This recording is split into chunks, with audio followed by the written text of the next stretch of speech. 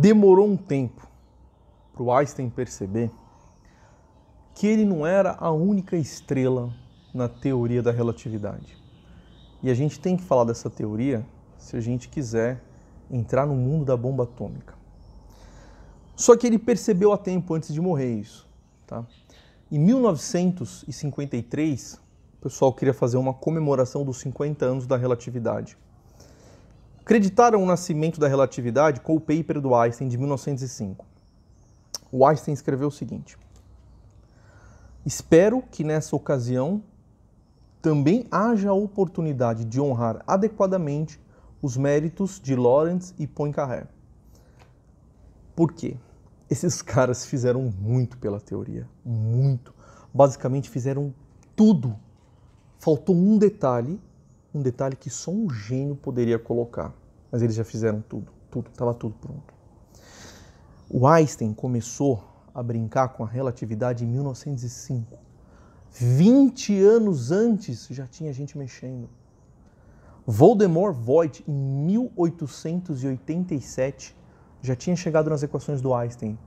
Tinha um pequeno ajuste de escala a ser feito ali, mas já estava com as equações lá.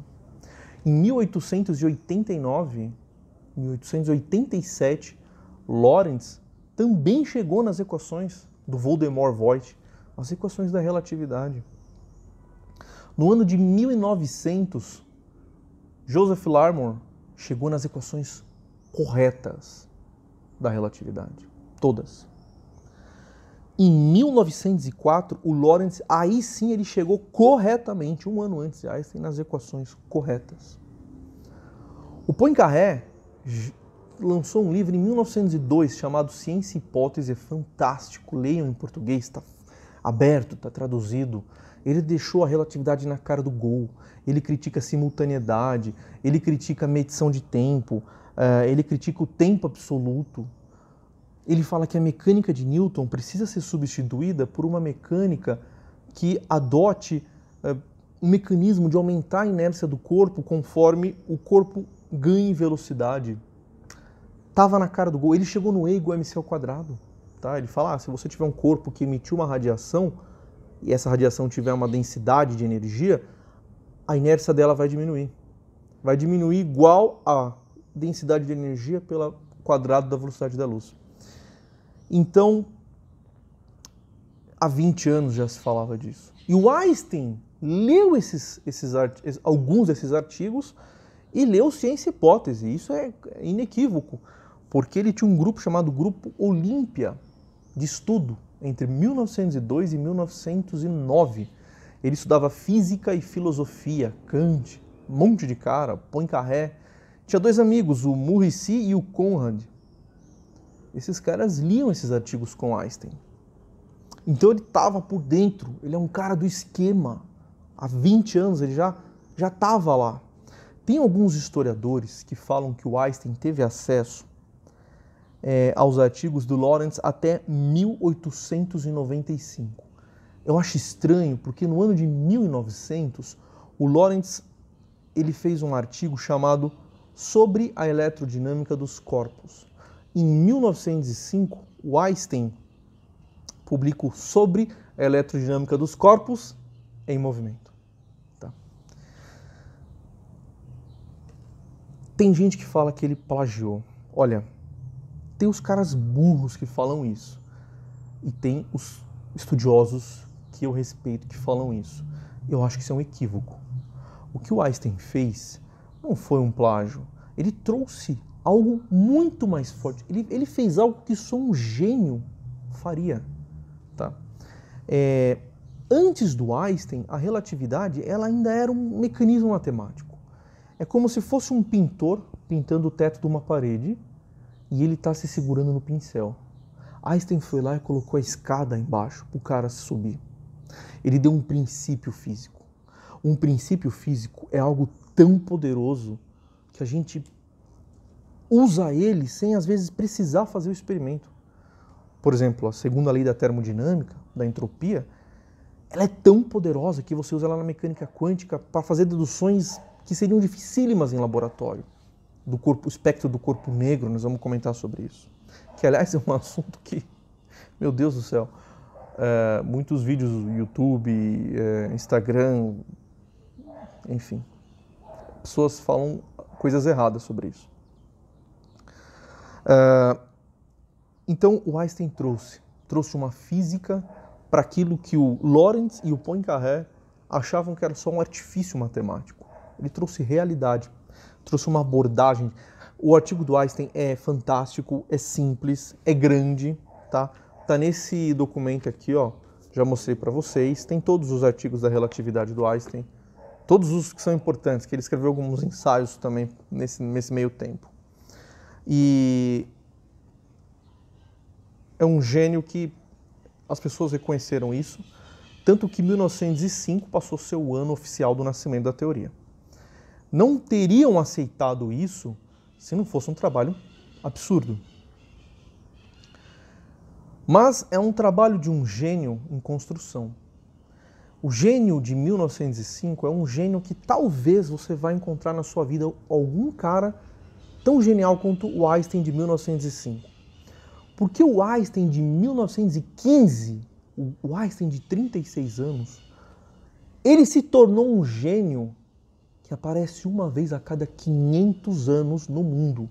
O que ele fez, ele fala que foi o pensamento mais... Olha, eu me arrepio. Ele fala que foi o pensamento mais feliz da vida dele. Eu acho que foi o pensamento mais feliz que um ser humano teve. Caramba, meu. Eu fico arrepiado falando, porque é absurdo e eu quero trazer isso para vocês. Olha, vocês verem, cara, que não é mentira. É absurdo o que ele fez em 1915. Mas é importante entender o que é essa teoria, porque essa teoria ela se apresenta na dinâmica da bomba atômica. E a gente precisa entender. Essa teoria não surgiu porque as pessoas queriam que surgisse. Ela surgiu para resolver um problema. Tinha um problema na mecânica de Newton. Tá? Na abordagem newtoniana de espaço-tempo. A teoria da relatividade é uma teoria de espaço-tempo. É uma teoria que diz como as coisas estão posicionadas no espaço e tempo, como elas se relacionam com outras coisas ou outros referenciais. É isso a teoria dele. Tá? Os problemas começaram a aparecer pelo eletromagnetismo e não à toa, porque os problemas só aparecem em altas velocidades. E no eletromagnetismo as coisas acontecem, presta atenção no que eu vou falar, na velocidade da luz. Desde Maxwell sabiam isso. O problema é o seguinte, velocidade da luz com relação a quê? Olha, quando você resolve as equações de Maxwell, sai a velocidade da luz. Ela depende das constantes elétricas e magnéticas do meio. Ela C é igual a 1 sobre raiz quadrada da constante de elétrica é permissividade do meio, no vácuo, no meio que ela está andando. Não depende de mais nada. Depende só do meio. E isso é estranho. As pessoas começaram a falar, não, as equações do Maxwell devem ser válidas apenas para o tal do espaço absoluto de Newton. Tá? E aí nós temos que achar uma transformação correta para usar nos nossos referenciais, que não estão parados com relação ao espaço absoluto de Newton. Mas estava meio ultrapassado, estava meio demodê esse negócio do espaço absoluto de Newton, então eles deram uma gourmetizada no negócio. Então, gourmetizaram o espaço absoluto de Newton e chamaram de éter. Não, tem um éter aí. Um éter é um negócio que a luz anda pelo éter, você não sente muito ele, mas ele está aí, entendeu? É por lá que a luz está andando. Então, surgiram vários experimentos para tentar achar o éter, né? E adivinha, ninguém achou esse éter. E teve um cara que matou a pau a isso, que foi o Michelson. Ele inventou um mecanismo, um aparelho chamado interferômetro, que é tipo uma cruz assim, com espelhos, um arranjo tudo maravilhoso. Esse experimento ele tinha a precisão que era necessária para você provar se existia o éter ou não. Tá? Na verdade, o objetivo dele não era esse, provar se tinha um éter ou não. Ele acabou provando. Ele queria mostrar que a luz ela podia andar em velocidades diferentes. E o único experimento que podia mostrar isso era um interferômetro, que tinha que ter uma precisão de 1 parte em 10/8. Nada tinha essa precisão, só esse interferômetro. Então, ele fez e nada funcionou. Tá? A abordagem do Einstein ela era um pouco diferente dessa. Ele não estava preocupado em entender como é que a luz se comportava. Ele tinha um problema muito prático. Tá? no artigo dele, olha como ele aborda as coisas. Tinha um problema super prático, todo mundo vai entender o problema. Eu tenho aqui uma espira, tá? São fios enrolados. Eu tenho aqui um ímã. Se eu aproximar o ímã da espira, vai surgir uma corrente elétrica aqui na espira. Esse é o princípio de funcionamento de um gerador, tá? Ou de um motorzinho. O motorzinho é só o contrário, tá? Você bota a energia ali e a espira gira. Então, um gerador faz isso. Você aproxima o ímã, você muda o fluxo do ímã lá, você... Na verdade, no motor, no gerador, você não aproxima o ímã. Você está girando o ímã, mas o efeito é o mesmo. Então, você aproxima o ímã, surge uma corrente. Existe uma lei associada a isso, tá? E essa lei, ela tinha uma energia associada. E aí, por outro lado, se você analisasse desse ponto de vista do ímã, aproximando a espira e tirando, você tinha uma outra lei associada. Não tinha energia nenhuma associada a essa lei. Então, tinha um desbalanço energético na natureza. Você tinha duas leis diferentes só porque você trocava o referencial. Se eu pôr o referencial aqui, eu tenho uma lei e tenho uma energia associada. Se eu ponho o referencial aqui, eu tenho uma lei e não tenho a energia associada. Então, é um desbalanço energético. E aí o que eu digo sobre princípios na natureza? É um princípio muito forte da conservação da energia. Não pode ser verdade que isso está acontecendo. Então, o Einstein falou, olha, o que está errado aí é a nossa forma de mudar desse referencial aqui para esse daqui. Ó. Quando a gente muda de referencial, nós estamos usando a conta errada. Tá? Nós estamos usando algo que tem 200, na época ali, 300 anos. Tá? Então, 350 anos, acho. É aqui que está errado. O que estava errado? A relatividade de Galileu. Tá? Galileu foi um cara brilhante. Ele é o pai da física moderna. Tá? Ele foi o cara o cara antes de Newton. O Newton antes de Newton foi Galileu. E o que o Galileu fez foi muito fantástico. Tá? Ele quebrou com uma ideia que vinha desde os gregos. Tá? Vinha desde Aristóteles uma ideia de aceitar as coisas, de ficar confortável com os pensamentos dos grandes pensadores, dos grandes filósofos. E ele trouxe um método científico. Tá? Bom, se você tem uma hipótese, nós temos que testar essa hipótese, temos que perguntar para a natureza. Não basta você me falar alguma coisa, por mais que ela seja óbvia, eu tenho que ir lá e testar. E veja como é que os antigos pensavam, Aristóteles pensava. Ele pegava uma pedra, ele empurrava a pedra. Aqui, ó, empurrar a pedra. A pedra vinha e pum, parava. Aí ele olhava a pedra estava parada. Se ele soltasse a pedra caía. Conclusão. Tudo que é estar parado no chão, e para você movimentar as coisas, você tem que fazer uma força. Tá? Você tem que imprimir uma força para que o movimento exista. Porque o local natural, o estado natural das coisas é parado e no chão. Pô, faz um baita de um sentido isso. Né? Quem vai falar que não? Meu foco está um pouco ruim aqui. Tá? Eu peço desculpa para vocês. Tá. Quem vai falar que não? Tá? Faz sentido pra caramba. Só que o Galileu falou, peraí, a gente tem que testar isso. Só que o que o Galileu percebeu? Quando ele empurrava um bloquinho, o bloquinho andava e de fato parava, concordava com o que o Aristóteles estava falando. Só que se ele lixasse um pouquinho a mesa, lixasse um pouquinho o bloquinho e colocasse um pouquinho de lubrificante, ele empurrava o bloquinho andava mais antes de parar. Aí ele lixava mais a mesa, mais para frente, lixava mais o bloquinho, punha mais lubrificante, empurrava o bloquinho. E toda vez que ele fazia isso, o bloquinho ia cada vez mais longe. Tá? Então a conclusão do Galileu foi o seguinte, olha, na verdade, o que o Aristóteles falou é o contrário. Os objetos, eles tendem a manter o seu movimento e eles só vão parar o movimento quando surgir uma força contrária a esse movimento. Tá? Que o bloquinho ele parava exatamente aonde não tinha lubrificante, aonde não estava bem lixado, bem bonitinho ali a sua bancada de trabalho. Olha, eu posso estar cometendo um puta de um... uma injustiça com o Galileu, porque ele fazia experimentos tão inteligentes, maravilhosos, e eu estou falando de um jeito tão infantil. Eu vou deixar um link aqui no vídeo para vocês verem esses experimentos. Tem um canal que fez um vídeo maravilhoso, uma série, tá aqui na minha descrição, tá? Se eu não coloquei, me cobre nos comentários. Então o Galileu chegou nessa conclusão, que na verdade os objetos andavam em linha reta, com velocidade constante, tá? E eles só parariam se uma força os obrigasse a parar. Ou se você deixasse um bloquinho parado, ele ficava parado, ele mantinha o seu movimento, tá? Isso é experimental. Isso é experimental. O bloquinho andava em linha reta, na velocidade constante, ou parado. O Galileu falou o seguinte, então, o princípio que está por trás é o seguinte: os objetos tendem a manter o seu estado de movimento em linha reta e com velocidade constante, tá?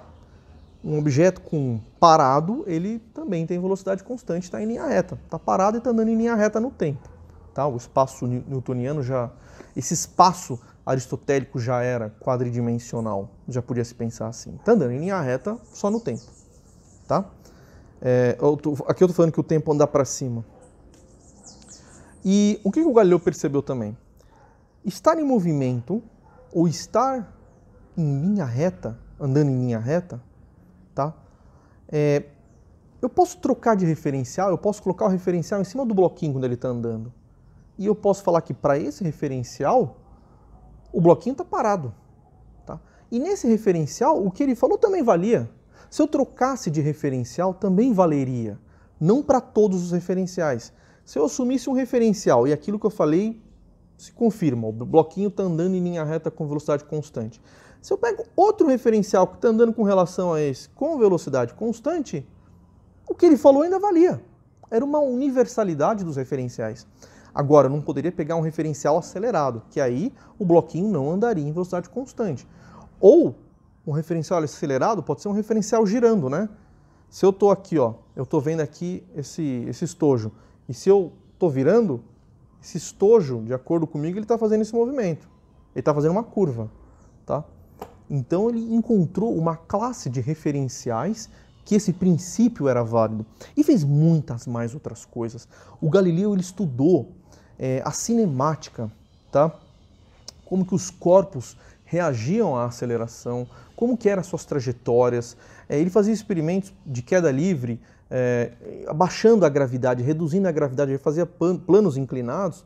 Você consegue fazer uma gravidade efetiva mais baixa, aí você pintava as bolinhas assim, jogava as bolinhas, via que o desenho era uma parábola, e matematicamente você consegue concluir que isso é uma parábola, concluiu que a aceleração era constante, que ela independia da constituição dos corpos, da massa dos corpos. A aceleração gravitacional não depende da massa dos corpos.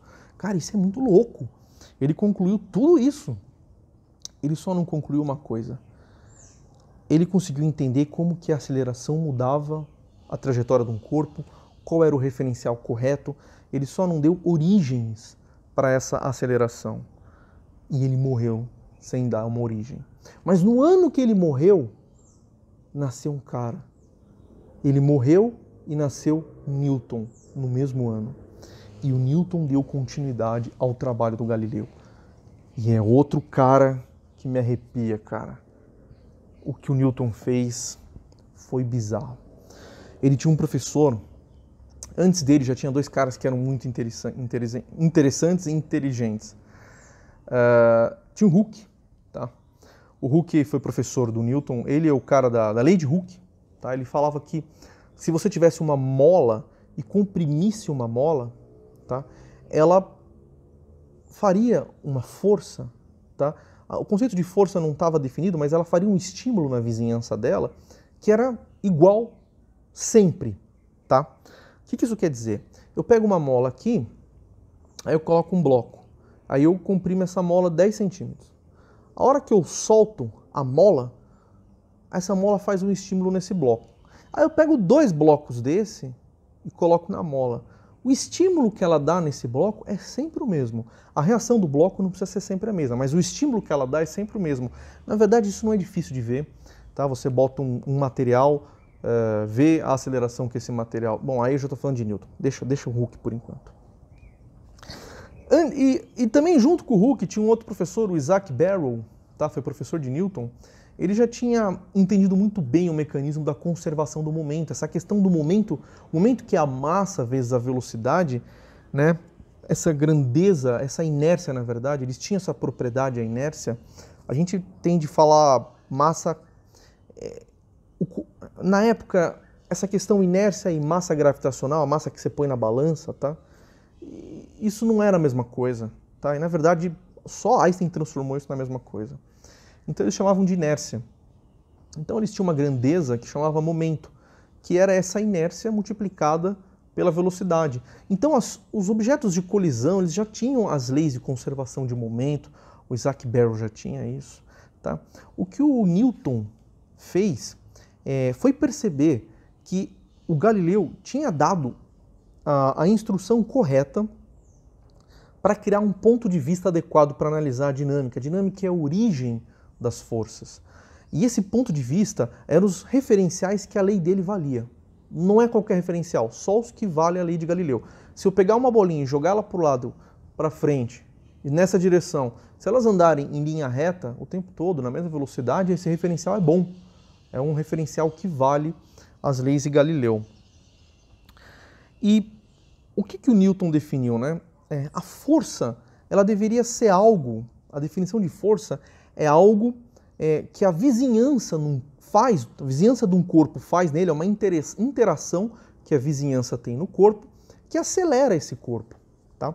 Eu não sei se todo mundo conhece, hoje eu estou convencido que nem todo mundo sabe o que é aceleração. Por causa do carro. O carro tem um acelerador e as pessoas apertam o acelerador e às vezes o carro está em velocidade constante e elas estão acelerando. Isso acontece porque existe frição no motor, existe fricção entre o pneu do carro e o chão, e as pessoas não entendem o que é um acelerador e a aceleração. A aceleração é a variação da velocidade no tempo. Então, se a velocidade está aumentando, está diminuindo, ela está acelerada.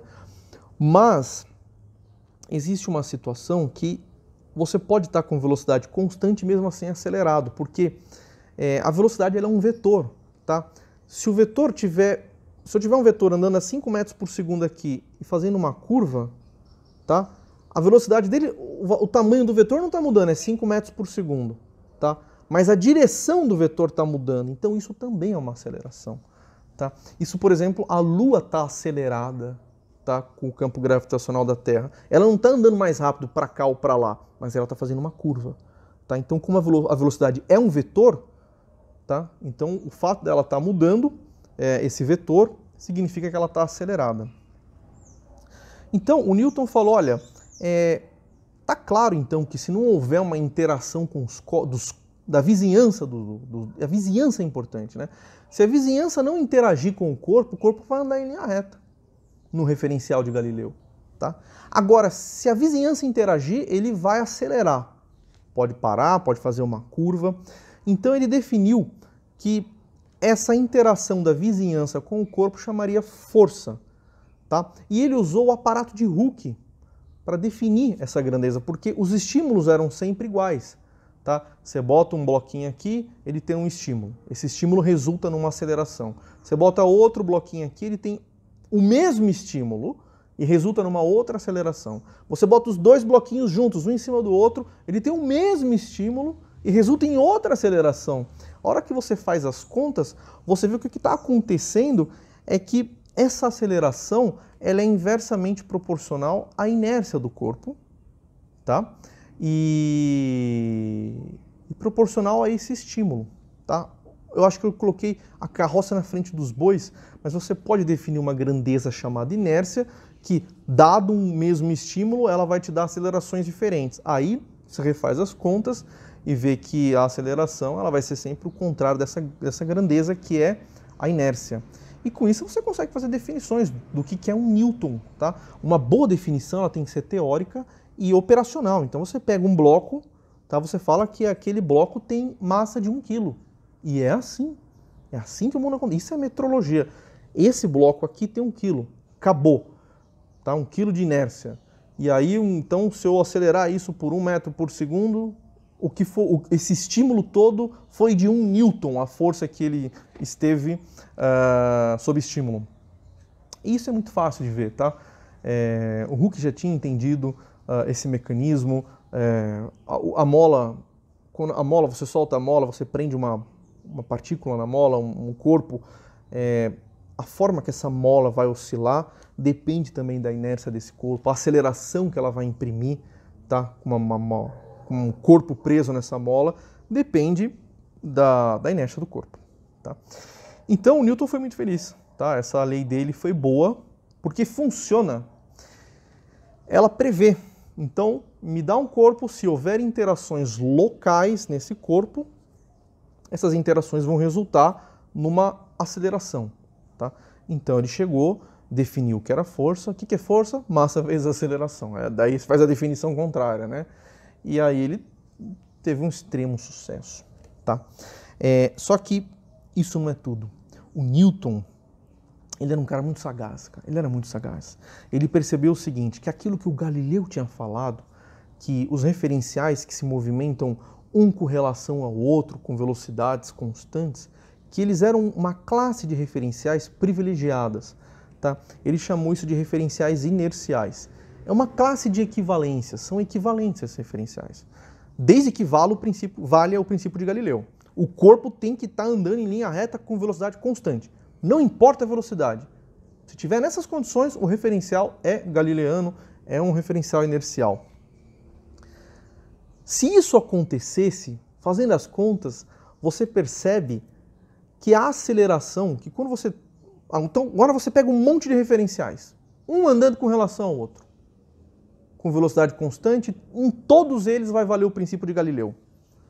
Quando você faz uma força em um objeto, independente do referencial, todo mundo vai concordar qual é a força, independente do referencial. E independente do referencial, todos vão concordar com a aceleração do corpo. Cada referencial pode estar andando na velocidade que quiser. Todos eles vão chegar no mesmo valor de força e o mesmo valor de aceleração. E isso é absurdo. Porque você universaliza o conceito de aceleração. Tá? Mas tinha um único problema nessa teoria dele. Ela trouxe uma classe privilegiada de referenciais, mas nem todos os referenciais são privilegiados. Tem referenciais que estão girando. Tá? E nesses aí a teoria dava um probleminha. Por exemplo, tem um experimento chamado o balde de Newton. Tá? Então você pega um balde, você põe água nesse balde, você prende ele com uma corda e você vai girando essa corda, tá, para tensionar esse balde. Eu tentei fazer o experimento e ficou uma... Você gira, gira, gira, gira, então tá tensionada a corda aqui. Aí você solta o balde. Quando o balde começa a girar, a água ainda está paradinha. Depois de um tempo, a água começa a girar junto com o balde. E a hora que ela está girando igualzinho o balde, forma uma parábola ali dentro. Tá? Nesse instante, a pergunta que o Newton fez, essa água está acelerada, porque tem uma força, tá, formando nessa parábola. Você demonstra que é uma parábola. Essa aceleração é com relação ao quê? Essa foi a pergunta de Newton. Vamos aos candidatos naturais. Bom, ele está girando com relação ao chão. Tá? Então pode ser com relação ao chão. Mas Newton raciocinou, não pode ser com relação ao chão, porque a força gravitacional é para baixo. Tá? Então, como é que está fazendo força para o lado se está numa parábola? Então não é com relação ao chão. Então um outro candidato seria com relação ao próprio balde. Mas Newton falou, não pode ser. Porque quando você solta o balde, ele começa a girar, a água ainda está parada. Aí sim existe uma aceleração da água com relação ao balde. O balde está acelerado, a água não, e a água está plana. Depois a água começa a andar junto com o balde. E nesse momento, a aceleração da água com relação ao balde é nula. E ele está com a concavidade. Então não pode ser com relação ao balde. Então tem que ser com relação às estrelas fixas. Tá? Mas Newton tinha provado que isso não poderia ser. Quando ele chegou na... Newton era um cara que Ele é um gênio. Ele chegou na teoria da gravitação universal e ele provou todos os teoremas, não deixou um teorema para ninguém para provar, ele provou tudo que dava para provar. E ele provou que as estrelas distribuídas uniformemente ao longo de uma esfera, né, no universo, e você colocasse um ponto, tá? Se colocasse um ponto aqui no universo e todas essas estrelas em volta dele, as estrelas fixas, né? Todas elas vão exercer gravidade com relação a esse ponto. Mas a soma dessa interação dá zero, dá nulo. Isso é um teorema. Na verdade, é muito maior que isso o teorema, é muito mais interessante, mas para a gente serve aqui o ponto que não funciona. Não pode ser as estrelas fixas. Então, meu Deus, essa água está acelerada com relação ao quê? E aí veio o pensamento do Newton. Essa água está acelerada com relação ao espaço absoluto. É um espaço matemático que ele existe, tá? Que todos os outros referenciais andam com velocidade constante com relação a ele. E também tem o tempo absoluto, que é um tempo que existe, que nós medimos só a diferença de tempo nos nossos relógios, mas existe o tempo absoluto. E aí ele criou uma teoria de espaço-tempo brilhante, tá? É uma teoria que existe, então, um espaço-tempo matemático absoluto. Absoluto significa eu altero os outros e ninguém me altera, tá? Ninguém sabe onde está esse espaço-tempo e os outros referenciais se movimentam com velocidade constante com relação... Os referenciais inerciais, né?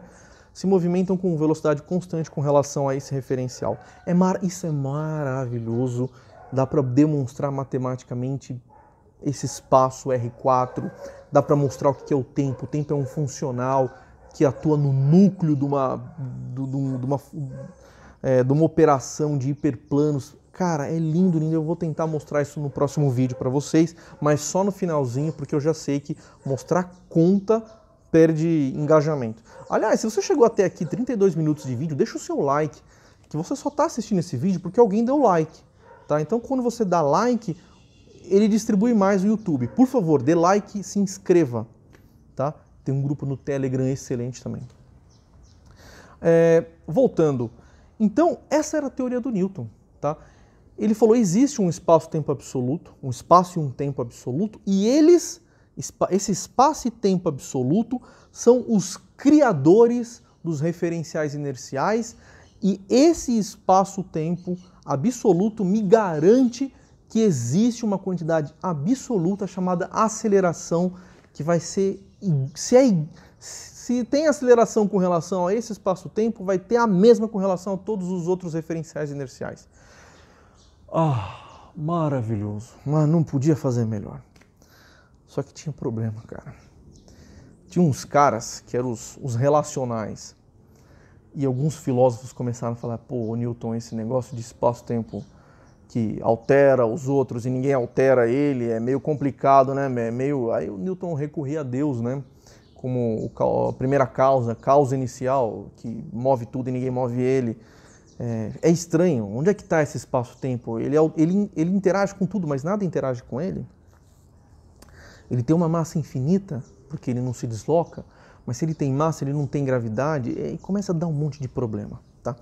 E antes de Newton, o que o povo pensava? O que os filósofos falavam? O Newton ele coloca o espaço-tempo absoluto e bota um referencial inercial. E aí ele coordenatiza, ele bota coordenadas. Fala, essa árvore aqui está na coordenada 3,4, essa aqui está na coordenada 7,5, dá para calcular a distância delas com o teorema de Pitágoras. Antes dele, os caras não pensavam assim. Eles falavam, essa árvore está aqui e essa está aqui no espaço, nesse horário. Tá? O tempo existe para a gente contar os instantes e o espaço existe para que as coisas ocupem o espaço. Se eu tirar as coisas, tá? Não vai ter mais espaço. Se não tiver eventos, não tem mais tempo. Então o espaço-tempo existe para acomodar as coisas. E acredita em mim, dá um monte de problema isso. E realmente demorou um tempo para as pessoas saírem dessas enrascadas que surgem, tá? Quando você vai para referenciais não inerciais, surge um monte de coisa estranha, existe aquela questão de forças fictícias, e aí é maravilhoso, mas para não me estender muito, eu quero já concluir o que aconteceu. Aliás, até hoje em dia tem pessoas que estudam isso, tá? Tem um professor chamado Assis, que eu respeito muito. Ele traduziu os livros de Newton, ele tem trabalhos muito bonitos sobre Arquimedes, tá? O professor Assis, ele é um cara relacional, tá? Ele é difícil, a pesquisa dele ela não é frutífera, ele está 30 anos tentando fazer alguma coisa lá, mas não avança, porque a teoria não consegue explicar coisas simples, tá? Ele deu uma explicação para o balde de Newton. Ele alterou a mecânica, ele trouxe uma mecânica nova, ela é toda relacional, tá? Já te digo que essa mecânica tem muitos problemas, tá? Além de o método científico não se aplica a ela, não dá para fazer nada com ela, ela tem problemas lógicos. No livro dele, Mecânica Relacional, no Novo Mundo, eu li esse livro 3 vezes. No Novo Mundo, já nas primeiras 4 páginas, já tem algumas contradições lógicas ali que invalida tudo que ele está falando, tá? Mas, tirando isso, ele tem uma proposta para alterar a força gravitacional, para dar a explicação da curvatura da água. Ele quer dar essa explicação pelas estrelas fixas. Tá? São estrelas que estão muito longe, parece que elas estão paradas.